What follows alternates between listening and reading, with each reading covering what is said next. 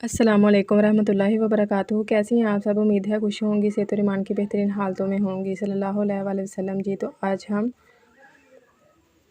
Belt वाली शलवार बनाना सीख रहे हैं। तो इसका जो बेल्ट होगा वो 7 इंच का होगा और इसकी टोटल जो लंबाई है शलवार की वो 37 इंच होगी और इसका जो पांचा है वो 8 इंच का होगा। और जब इसको हम फोल्ड करेंगे तो वो तकरीबन 7 इंच पे रह जाएगा। तो तकरीबन इसका पांचा जो होगा वो 7 इंच का होगा। इसकी जो चौड़ाई है आसन की वो है 17 इंच। तो हमने इसकी 21 इंच रखनी है। तो बाद में हम इसमें म्यानी भी डालेंगे। तो अब इसकी हम लंबाई माप लेते हैं। लंबाई हमने इसकी रखनी है 30 इंच और 3 इंच इसमें एक्स्ट्रा हम पांचे के लिए ऐड करेंगे। अगर आप डायरेक्ट इसका 33 इंच रख लें तब भी कोई मसला नहीं, आप 33 इंच पे इसका निशान लगा लें। और 33 इंच पे निशान लगाने के बाद हमने इसको सीधा काट लेना। इस पर आप पहले हल्के हल्के से निशान लगा लें इस तरह से, या किसी स्केल की मदद से आप इस पर निशान लगा लें। निशान लगाने के बाद हम इसको काट लेंगे।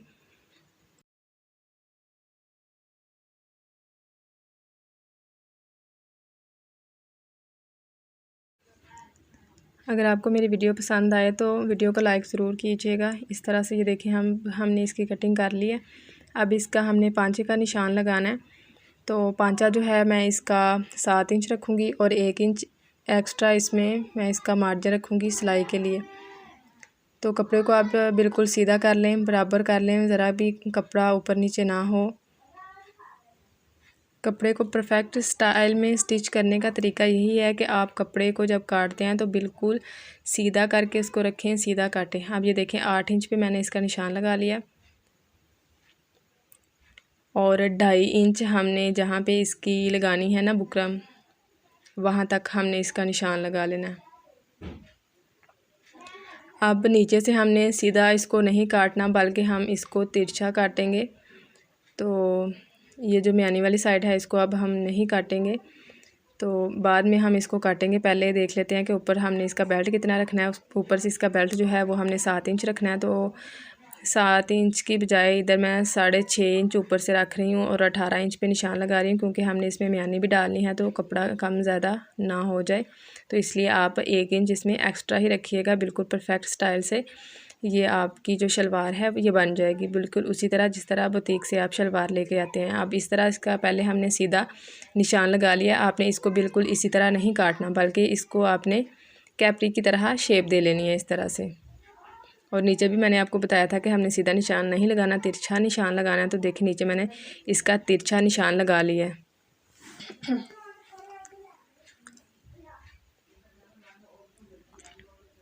इस तरह निशान लगाने के बाद अब हमने इसकी कटिंग कर लेनी है। कटिंग करने के बाद ये जो कपड़ा हमारा निकलेगा ना इधर कटिंग से, इसी की हम म्यानी डालेंगे। तो इसके 2 पीसेस हम उठा लेंगे इस तरह से।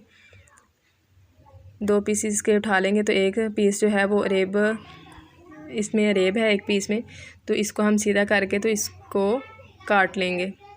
इस तरह कपड़े को बराबर करें, सीधा करें। तो ये देखें एक साइड पे अरेब आ रही है, तो इस कपड़े को हमने काट लेना।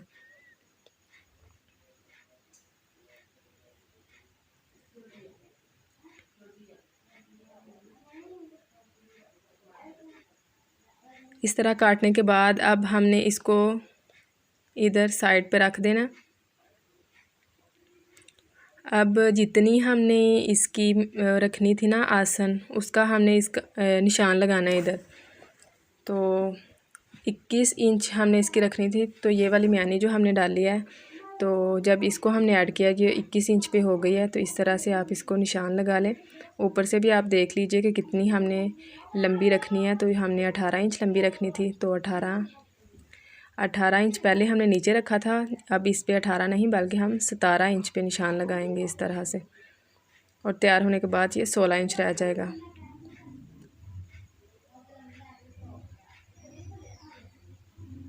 इस तरह से आपने इसकी गोलाई में कटिंग कर लेनी है। और ऊपर से जो हमने कटिंग करनी है वो तकरीबन ½ इंच हमने बढ़ा के इसकी कटिंग करनी है, बिल्कुल बराबर कटिंग नहीं करनी। ये देखें जिस तरह ½ इंच बढ़ा के हमने इसकी कटिंग कर लेनी है। अब ये पांचे का नीचे से जो रेब में हमने काटा है, इसका बाद में बताऊंगी कि ये किस मकसद के लिए हमने इसको इस तरह से काटा है।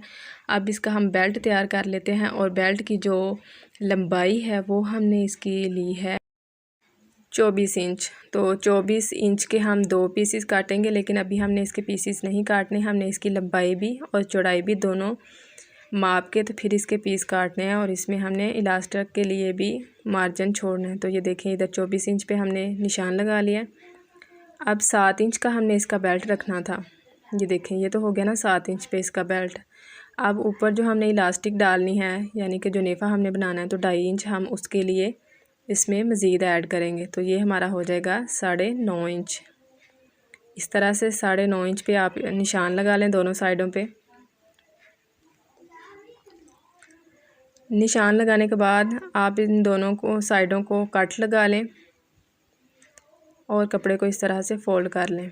अब ये देखें, ये निशान इधर से नज़र आ रहा था तो मैंने इसको बराबर बिठा लिया। फिर भी एक दफ़ा से इसको माप लेते हैं ताकि कम ज़्यादा ना हो। ये तकरीबन 2 सूत ज़्यादा हो रहा था। ये देखें, अब बराबर हो गया।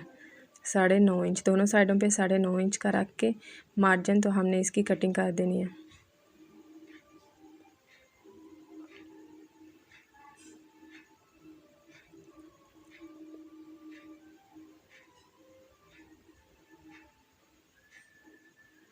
अब ये कपड़ा जो है हमें 2 पीसेस में चाहिए था, तो दरमियान से इसको भी हम काट लेंगे। इसके ऊपर आप हल्का सा हाथ रखें और आराम से ये बराबर कट जाएगा। एक और ट्रिक के, जब भी आप कपड़े को काटने लगें तो पहले उसको श्लिंग ज़रूर किया करें। श्लिंग करने के बाद आप उसको काटने से पहले एक दफ़ा प्रेस ज़रूर लगा लिया करें। अब बेल्ट के जो दोनों साइडें थी उनको हमने सिलाई लगा लेनी है।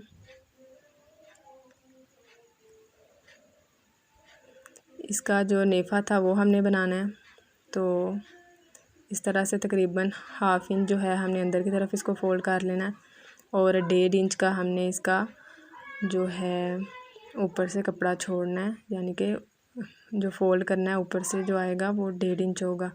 तो ये देखें, इस तरह से मैंने इसकी वो जो मोरी है वो नहीं बनाई, इसी तरह से कपड़ा छोड़ा था। ये देखें, बिल्कुल हमारा बराबर जो है बेल्ट बन के हो गया है तैयार। अब ये देखें, जो हमने म्यानी डाली थी उसको और शलवार का जो कपड़ा था उसको हमने लेके म्यानी वाली साइड से जो शलवार का कपड़ा था वो और जो म्यानी थी उसको लेके हमने इस तरह से पीसेस में जोड़ लिया। अब दूसरी साइड पे हम शलवार का दूसरा पीस जोड़ेंगे। देखें जी, इसको हमने अभी नहीं काटना, तो अब इसके साथ दूसरा पीस हम जोड़ लेंगे।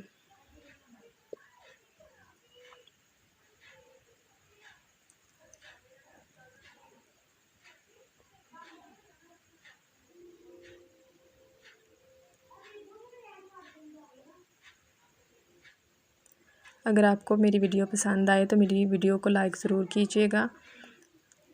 ये देखें जी, इस तरह से एंड तक हमने इसकी सिलाई लगा लेनी है। अब बुकरम जो हमने ली है वो मैंने 2 इंच का ये जो बुकरम का पीस है वो काटा है। इस तरह से हम इसको बराबर करके इसके ऊपर रख लेंगे और प्रेस लगा लेंगे, अच्छे से इसको चिपका लेंगे। चिपकाने के बाद ये देखें, ऊपर से भी मैंने 1/2 इंच अंदर की तरफ फ़ोल्ड कर लिया है और नीचे से भी इसको पहले इसको नीचे की तरफ फ़ोल्ड किया है, फिर ऊपर से इसको 1/2 इंच फ़ोल्ड करके तो बराबर कर लिया। अब शलवार का जो कपड़ा था उसका जो साइड वाला हिस्सा होता है ना, उसको मैंने इस तरह से 2 इंच फ़ोल्ड किया है। जब भी आप फ्रंट साइड पे चुन्नट वाली शलवार बनाएं तो याद रखिएगा कि इसका साइड का जो प्लेट होता है वो 2 इंच का होता है। तो प्लेट दोनों हमने आमने सामने डालने हैं इस तरह से, यानी कि ये आसन की तरफ जो प्लेट हैं, दोनों प्लेट हम जब इसको डालेंगे तो ये आसन की तरफ आएंगे, यानी कि अंदर की तरफ आएंगे। तो इस तरह से आप इसको पिन लगा लें। पिन लगाने का फ़ायदा ये होगा कि ये हिलेगा नहीं। अब पिन उतारें और इसके ऊपर हम सिलाई लगा लेते हैं। दोनों साइडों पे इसी तरह से हमने हाफ पैर की सिलाई लगा लेनी है। दूसरी साइड पे भी इसी तरह हम सिलाई लगाएंगे। इसकी सिलाई लगाने के बाद मशीन का जो बखिया है हमने उसको फुल बड़ा कर लेना है।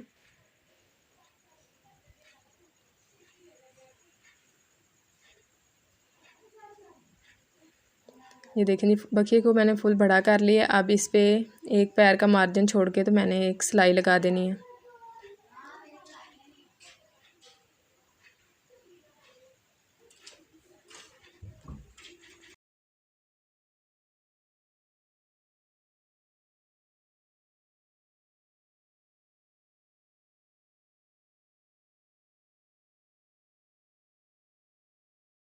अब इसी तरह से एक पैर का मार्जिन छोड़ के तो हमने दूसरी सिलाई लगा लेनी है।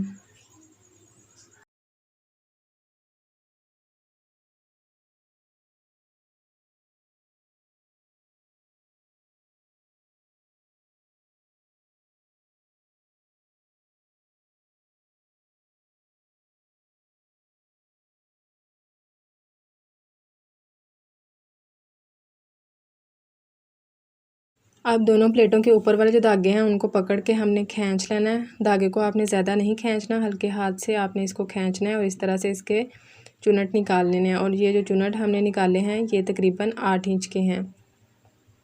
ये देखें, ये धागा है इसलिए ये खुल रहे हैं। तो जब हम इसको सिलाई लगाएंगे तब ये जो धागा है हम सिलाई के अंदर रख के तो ये चुनट डाल लेंगे। अब म्यानी का दरमियान किया मैंने और उसके ऊपर बेल्ट वाला जो कपड़ा था, बेल्ट का जो दरमियान था वो रखा है और इसको एक एक पैर की सिलाई लगा दी है।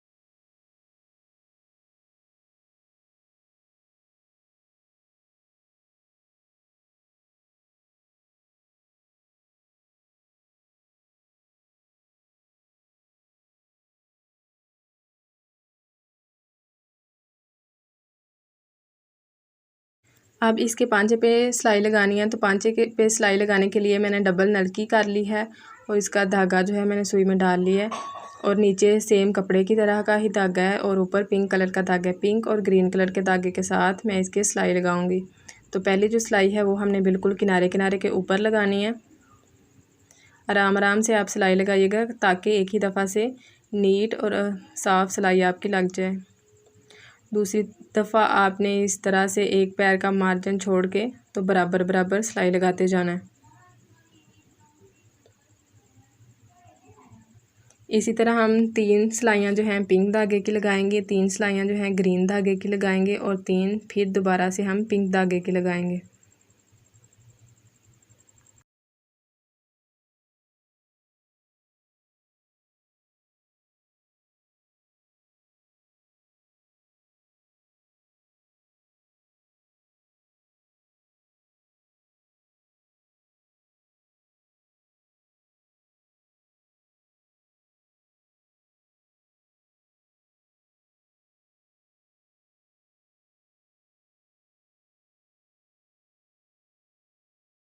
अब ये इसकी लास्ट सिलाई है।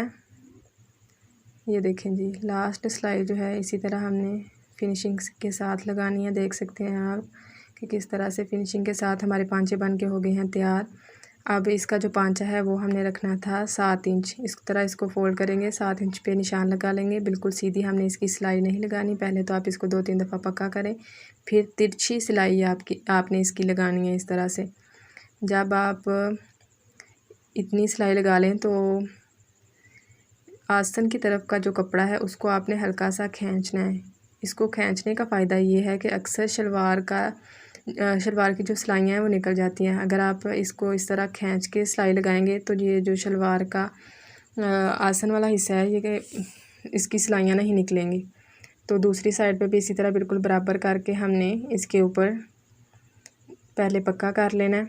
पक्का करने के बाद हमने इस पे तिरछी सिलाई लगा लेनी है। सेम इसी तरह हमने कपड़े को खींचना है हल्का सा और इसके ऊपर सिलाई लगा लेनी है। अब एक तरफ से ये कपड़ा बच रहा था तो इसको मैंने काट दिया। अब पांचे पे भी जो एक्स्ट्रा कपड़ा है उसको हमने काट लेना है इस तरह से। अब इसकी इलास्टिक जो है 15 इंच में इसकी इलास्टिक डाल रही हूँ। अगर आप स्मार्ट हैं तो आप 13 इंच या 12 इंच या 14 इंच भी डाल सकते हैं।